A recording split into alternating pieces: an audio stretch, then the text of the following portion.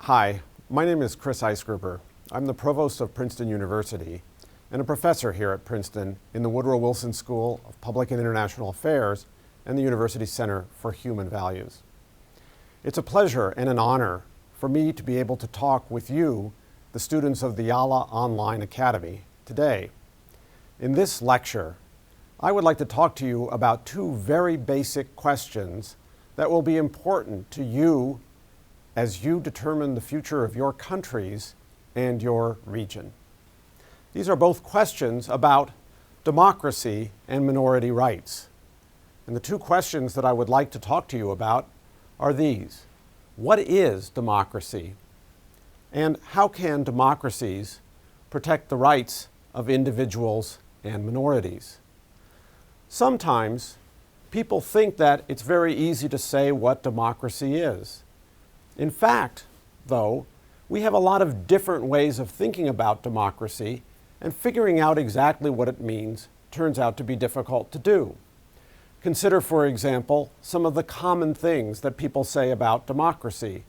One definition says, democracy means government by the people.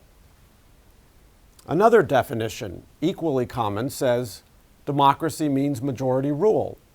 People often assume those are the same things. But someone else might say, they're not. Minorities are part of the people too. So that if you really want government by all of the people, you can't have just majority rule. It has to be something different from that. It's easy enough to say what democracy isn't, and to say what the core idea of democracy is. The core and most basic impulse at the foundation of democracy is the idea that all citizens have equal status. That makes it different from forms of government that are still very important in the world today and that have certainly been very important throughout history. Democracy is different from monarchy, government by kings, or aristocracy, government by nobility. Those are forms of government that deny the equal status of all persons. They're forms of government where some citizens have more capacity to govern than others. Democracy denies that, and it's that insistence on the equality of persons that makes democracy such a powerful idea in the world today. But figuring out how to do democracy is hard. We want to insist on the equal status of all people. But how do you get there? You hold an election, for example. But if you hold an election, there are some people who win. There are the rulers, the political officials, who then exercise power over the rest of us. Does that really give everybody equal status?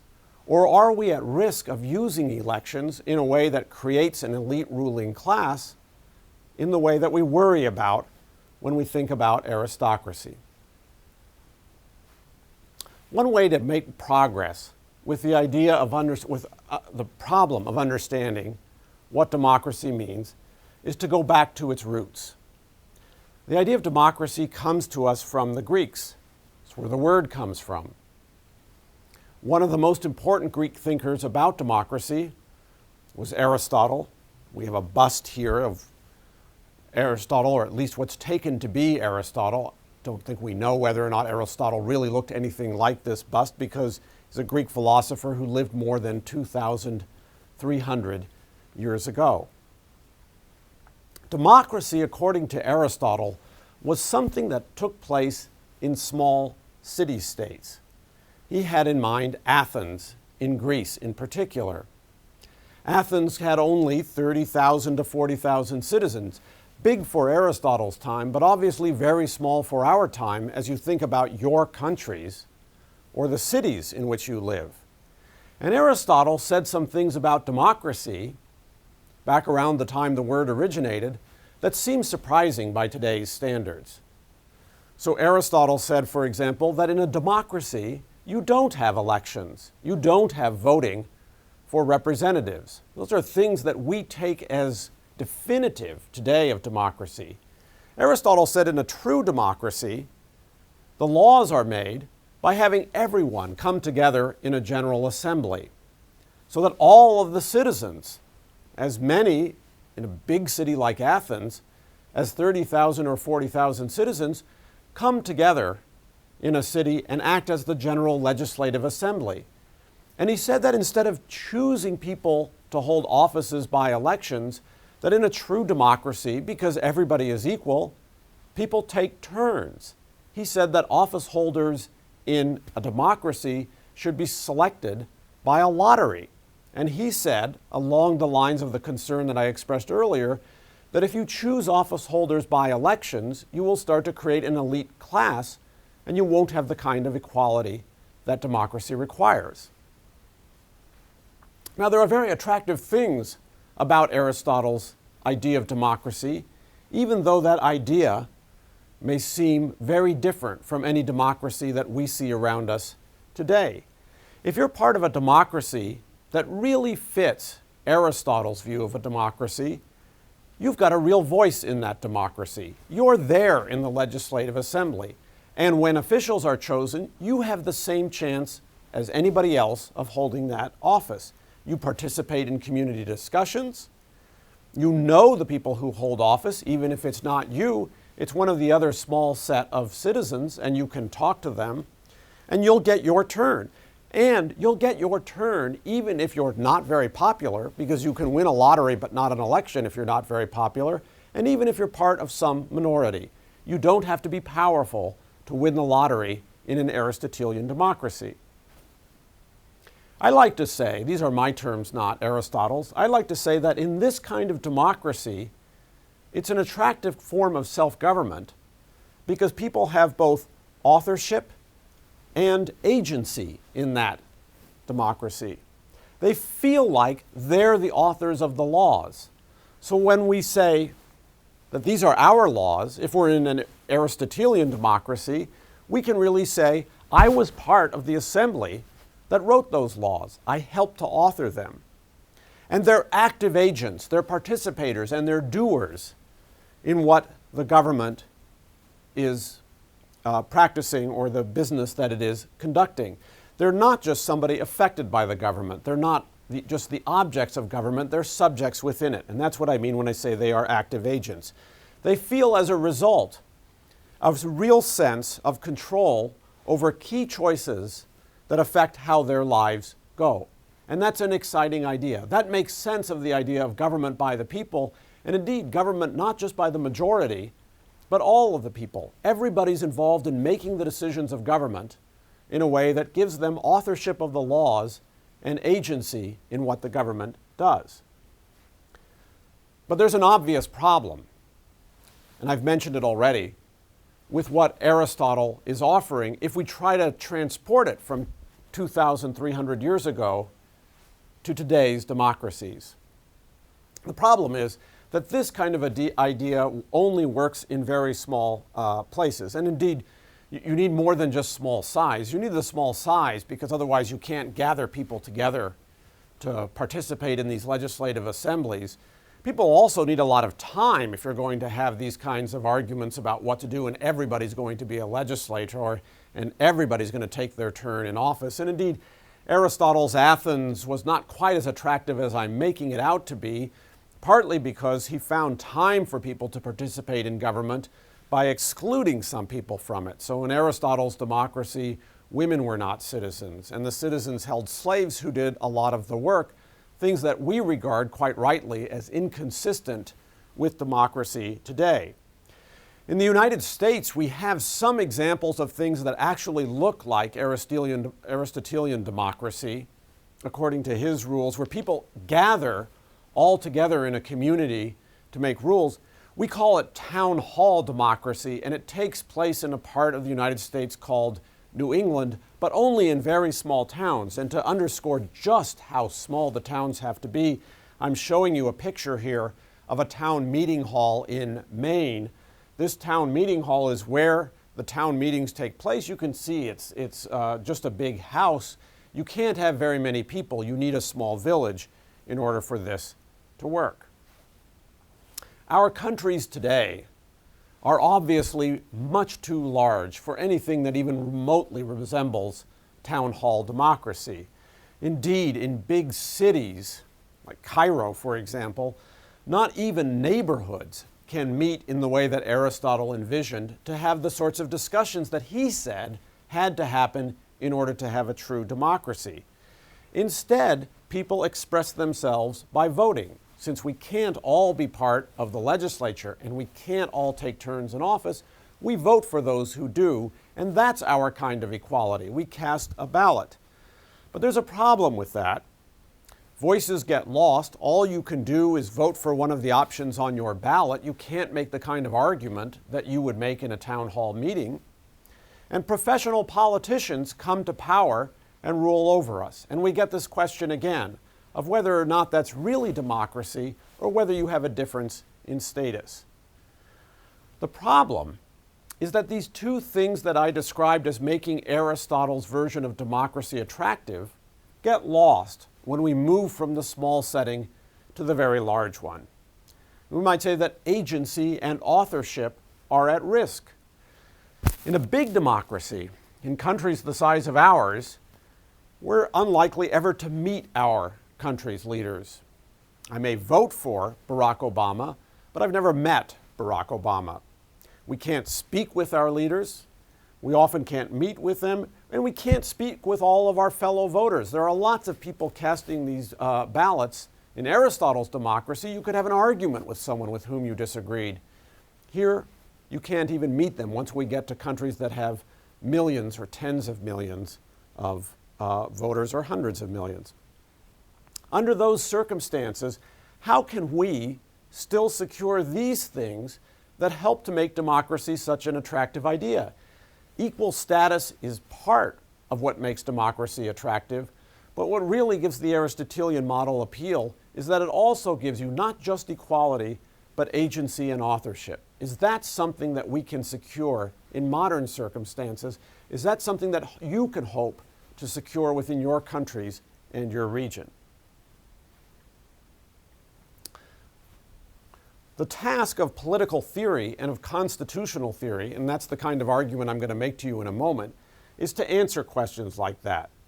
To say what it means to insist on the equal status of all persons, to admit the importance of free elections, but then to go a step further and say, how can we achieve those things, but also secure agency and authorship in countries that are so big that people can't expect that they themselves will personally be holding office, writing the laws, or for that matter, even meeting the people who hold the office or all of their fellow citizens who are casting ballots. I'm going to talk to you about one kind of solution to this problem. Kind of solution is called constitutional democracy. Constitutional democracy is very important in the world today. There are many different varieties of it. It tries to combine elections with protection for individual freedom. There are, as I said, lots of different varieties. I'm going to talk about examples drawn from the United States because it's the country that I've studied the most in this regard. But I'm going to use these historical examples from the United States to try to illustrate some general features of constitutional democracy that I hope will be helpful to you as you think about this general problem and as you think about your country and your region. I'm going to use two historical examples, and the first of them is from the creation of my country. We often refer to here as the founding moment for the United States in 1787. I've put up here a map of the United States that was taken from the time when the Constitution was created. And the reason I've put it up there is to illustrate how large this region looked. It's more than 1,000 miles from Atlanta down, whoops, I'm gonna get my map back. It's more than 1,000 miles from Atlanta down here in Georgia up to Boston, up here in Massachusetts. That's a long way today. It was an even longer way in 1787. The way people talked, the kinds of jobs that they held, how they thought about politics, what their issues were that mattered to them. All of these things varied a great deal from the southern part of the United States up to the northern part of the United States. People were part of different religions and different cultures. And for 2,000 years, as the United States was creating its Constitution, philosophers and political theorists had more or less agreed with Aristotle, even as countries became bigger. They said that for democracy to work, countries had to be small so that people could trust one another and so that you could get as close as possible to this Aristotelian model of democracy. That was obviously impossible in a country this big. And the people who wrote the United States Constitution knew that folks in Georgia and Massachusetts might not trust one another, or this extraordinary new government that was going to be sort of an umbrella on top of all of these different states that are illustrated in this map. And so they asked themselves, how is it possible to make democracy work over such a large region? They chose an approach to constitutional democracy that involved a strategy that had three elements in it. And I'm going to say what the three elements are, and then I'm going to come back and talk about exactly what these things were trying to do and how they address this difficulty of making democracy real for a region as large as your country or the United States. The first piece of their strategy was to write down principles in the Constitution, to create a written set of statements about how power would be allocated and what rights individuals had to have. The Constitution began with the words, "We the people," so that it emphasized that the Constitution was the people speaking. And part of what that was designed to do was to remind all of the people who might hold particular offices that ultimately it was the Constitution, it was those principles, and not them, not the office holders, who spoke for the people. They might have won an election, but they also had an obligation constantly to test themselves against the Constitution, and they would be tested by the people and by other political actors against the Constitution. So that's element one. Element two was to divide power in a lot of ways. Lots of things were left to the local level, to cities and states, sometimes to towns that were small enough so that they could meet in that building that I showed you on an earlier slide. Not everything was removed to this government that functioned so far from the people. But power was divided at the national level too. The United States embraced a strategy called the separation of powers, pursuant to which the legislature made laws. An independently elected president enforced those laws, and another independent branch, a judiciary with life tenure, could not be removed by the president or the legislature, applied those laws to specific cases. We call this strategy checks and balances, because it means that, for example, in order for the government to imprison somebody, first the legislature has to pass a law, and then the president can act to arrest that person and put them in a jail only by following the law, and the president has to prove to the court both that he followed the law and that the law was consistent with the Constitution. Checks and balances, each of these branches can check the other. Each of them has special responsibilities that it is supposed to do better than the other branch.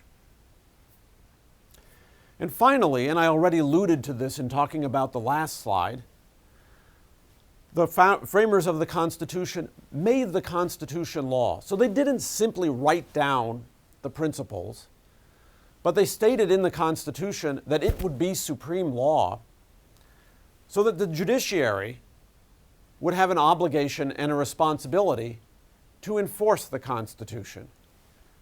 We talk about these three elements together now. Here are the three elements of constitutional democracy as implemented in the United States.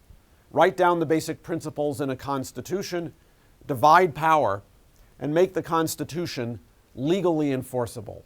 Make it law rather than just a fancy kind of exhortation. How does that help with the problem of democracy that I was describing earlier? That is, how does it help to preserve agency and authorship? Well, the key point that I've already mentioned, and that each of these elements contributes to, is that it reminds politicians and the citizens themselves that winning an election is not the same thing as speaking for the people. The Constitution speaks for the people. Somebody who wins an election holds a particular office, but they have a responsibility to exercise their powers in that office consistently with the Constitution and not just consistently with the will of the people who elected them or with whatever is good for their office. That means that institutions compete to serve the people. Again, this is point 2. Take this back one. They not only wrote down the basic principles, but they divided power. So point 2, those divided institutions compete with one another to serve the people. The president will claim that he serves the people better than the legislature. They both have powers to check each other. The legislature can pass a law, the president can veto it or sometimes refuse to enforce it, but the president can't act unless he gets the legislature's consent in the form of a law. They're dependent on each other and they compete to serve the people. It's not just enough to have won an election. It keeps any politician from becoming too powerful. If politicians start to get confused and think that they're part of some sort of elite class who deserve to rule in a way that ordinary citizens don't, the division of power makes it difficult for them to act on that mistake. And it leaves people, through individual rights that are guaranteed in the Constitution, with space to make choices about their own lives. After all, that's one way to preserve this idea of agency and authorship, to make sure that every individual has some set of decisions that he or she can make and that the government cannot control. I want to move now to the second historical example that I'll use, and it builds on the first one. I said one important thing that happens in this strategy that the American Constitution adopts is to separate powers from one another, and in particular to allow the Supreme Court to enforce the Constitution. That can be a helpful thing, but of course it can also be a harmful thing. Legislatures, like the American Congress, or executives like the American President, can get things wrong, but courts can get things wrong too. And this example that I want to talk to you about now is one where everybody in the United States agrees in retrospect that the court got this one wrong. So in the 1930s, the world was suffering from a terrible economic depression, and the United States was suffering along with the rest of the world. The pictures that I've put up here on this slide are pictures from this depression in the 1930s, where there were many people who weren't able to get jobs or food, so they're standing here in a bread line. Down here we have a famous picture of a worried mother with her children as the economy faltered and families were unable to get what they needed. American legislatures were working very hard to change the economic situation and passing new kinds of laws that hadn't been anticipated or seen before in order to help workers and the poor who were starving. But the courts stepped in and said that those laws were inconsistent with constitutional rights that protected the property rights of the wealthy. The courts protected those rights too aggressively. And eventually the court itself, after fighting this for more than a decade, backed off of its jurisprudence, backed off of the decisions that it had made, and said it was making a mistake by intervening in matters that should be decided by legislatures rather than by courts. In other words, the courts, including the United States Supreme Court, admitted that they had misinterpreted the Constitution and claimed to speak for the people, when in these circumstances it was actually the legislature that had a better claim to address those problems and a better claim to speak for the people. So the court got it wrong, and partly as a result of internal pressure from other judges and partly in response to external circumstances, the court eventually changed its view. The judges realized they had made a mistake, but here's a very important part of what happened afterwards. they defined a new role for themselves that has become very important to the constitutional structure of the United States and to many other constitutions around the world. They decided that it was inappropriate for them to focus on economic rights, and in particular, to focus on protecting the rights of the powerful and well-off. And instead, they said, they would focus on three new priorities. The first priority were fundamental liberties, the important areas where individuals ought to have a right of agency or choice. They said they would concentrate especially on the ones, like the right to free speech, for example, that were explicitly mentioned, that had been written down at the founding in the Constitution. Second, they said that they would protect process rights, like the right to vote. It's very important for legislatures to be able to handle economic issues, they said. But it's very important that those legislatures be chosen through fair elections and that the legislators not be able to protect their own power against votes by people who might want to vote them out of office. So the court said one of the important things that we can contribute to the constitutional system is protection for the right to vote. And finally, and very importantly, they said it's our job to protect the rights of minorities who may be unpopular and can't win elections. And this goes back to the much earlier slide that said to make sense of the idea of democracy, to make sense of all of it, it has to genuinely guarantee not just majority rule, but a government by the people in which everybody can have this sense of authorship and agency. And the court said one of the special roles for us, because we're not elected and because we can't be thrown out of office, is to protect minorities who might not have the same kind of power as larger groups do in the legislature. Here are two examples of what the American courts ended up doing to protect minorities. One that had a great impact on our country was leading the fight for desegregation. For a long time, the United States, up until the 1950s, segregated its schools in many places and segregated many other public facilities. It said that black and white children could not attend the same schools or even use the same water fountains or swim at the same swimming pools. There was segregation on the basis of race enforced by law.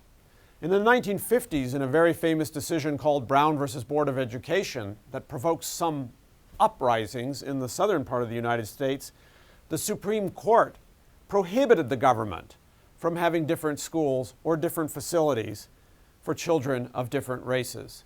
As I said, there was resistance to that decision, but the national government, the president, the executive, supported the court. And eventually, the entire country complied with the decision. It was a very important protection and remains a very important protection for agency and authorship for minority groups in the United States. Not long after that, the Supreme Court said that the government had no business putting prayers in public schools. It said that students were free to decide if they wanted to pray personally, but that the government shouldn't be taking side in the division between religious groups within the United States. That's very important in the United States because this country is a very religiously diverse country with believers from many different groups. And the Supreme Court has consistently protected the right of each of those groups and individuals in each of those groups to worship and pray as they want or to decide not to worship and pray at all. But it has said since the 1960s, it's not the government's business to take sides in arguments about how you should worship or which religion is better. And in particular, the government has no business putting prayers into the schools that it runs.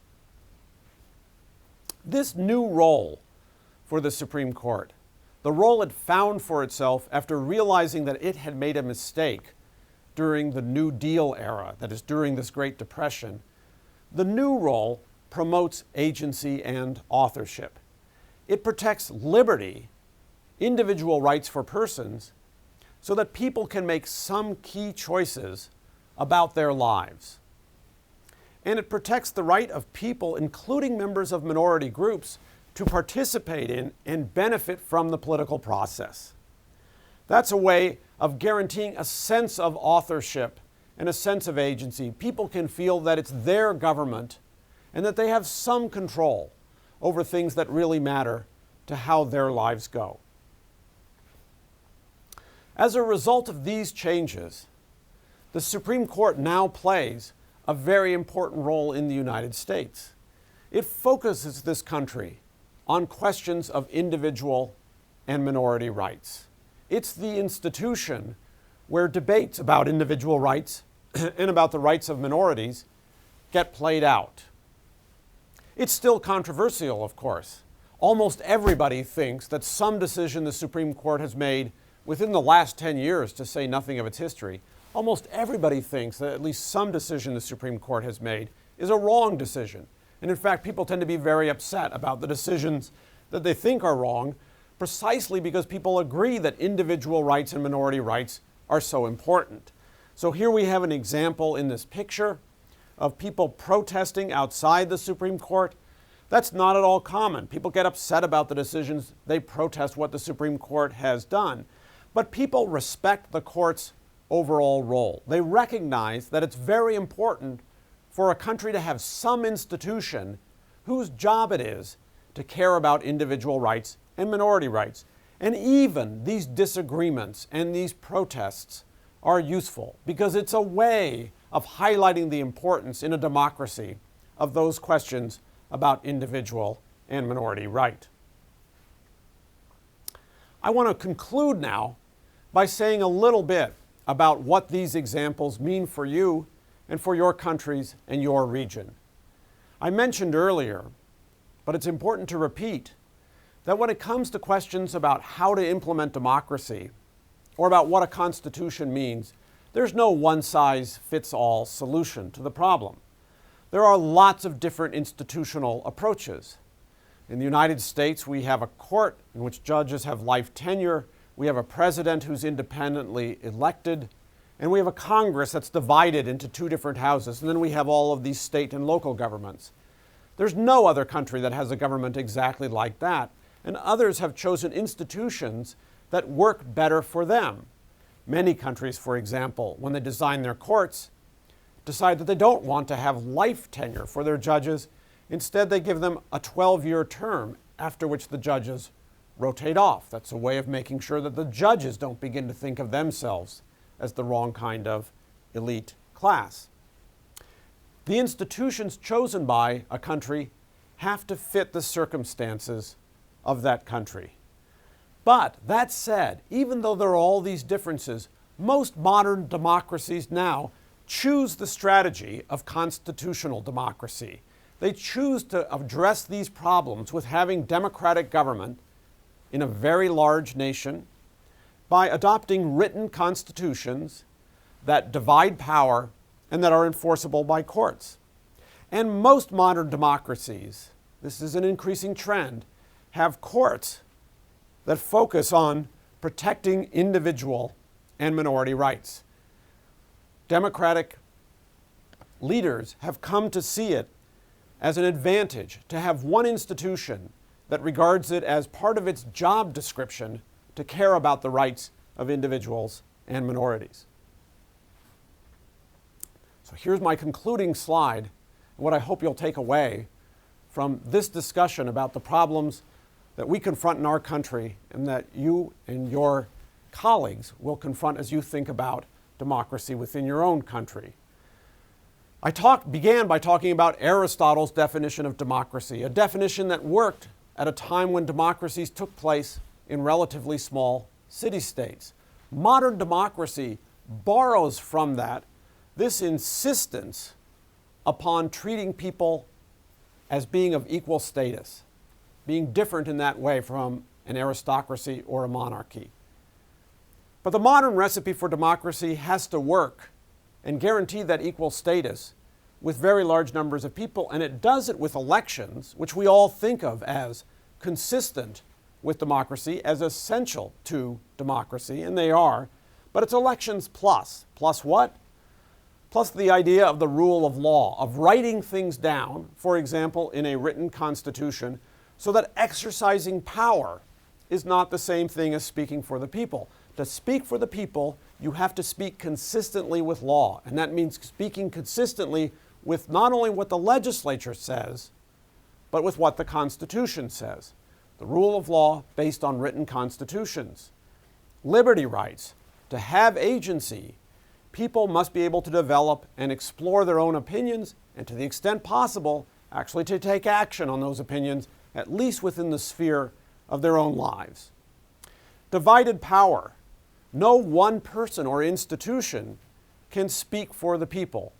Because if that happens, that one person or institution has a strong tendency to behave in a way that is inconsistent with the idea that it ought to be all of us, and not just the leaders of that institution, who can feel authorship of what our government does and agency within our polity. And finally, it's important to have some institution that respects minority rights. A court is one example of such an institution. One might imagine others. But courts are the institutions that democracies, constitutional democracies, have called on most often to protect individual rights.